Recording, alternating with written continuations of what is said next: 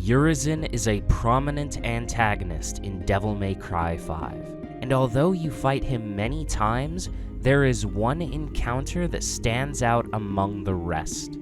After cultivating a demonic fruit that grants the consumer immense power, Urizen casts off his shell and emerges to reveal his final form.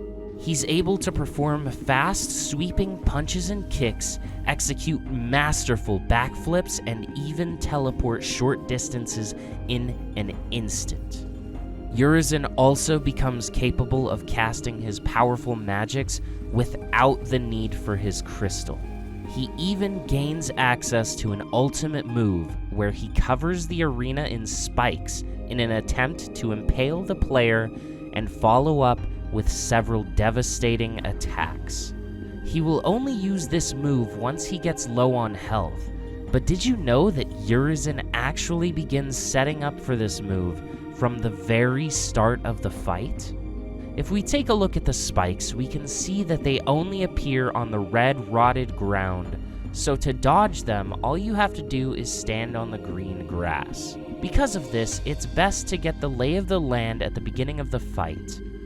Where's all the red ground? It's all green. That's because Urizen creates the red spots. Anywhere he stands or attacks becomes corrupted and turns red. You may not notice it in the heat of battle, but Urizen is constantly marking ground for his ultimate attack long before he ever decides to use it. As a result, the battle with Urizen subtly gets harder the longer the fight lasts. If left to his own devices for too long, you could potentially find yourself in a situation where the entire arena becomes a danger zone with no safe spaces left to avoid the spikes. If we inspect the ground when he stands still, like at the beginning of the fight, it almost looks as though he emits an aura that gradually corrupts more of the ground around him the longer he stays there.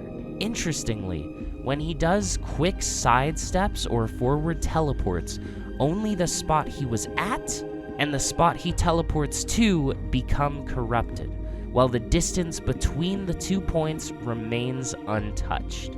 This is all interesting because Urizen isn't just attacking the player. He is actively interacting with his environment and slowly working his way towards using it against you. It not only forces the player to think about positioning and distance on both micro and macro levels, but also gives the boss a greater reason for teleporting and jumping away. This extremely missable mechanic creates a wealth of depth for Urizen's final form and brings more meaning to his every action. I hope this gives you a new perspective on Urizen's fight and a better insight into why the boss moves around like he does. Take care, everyone.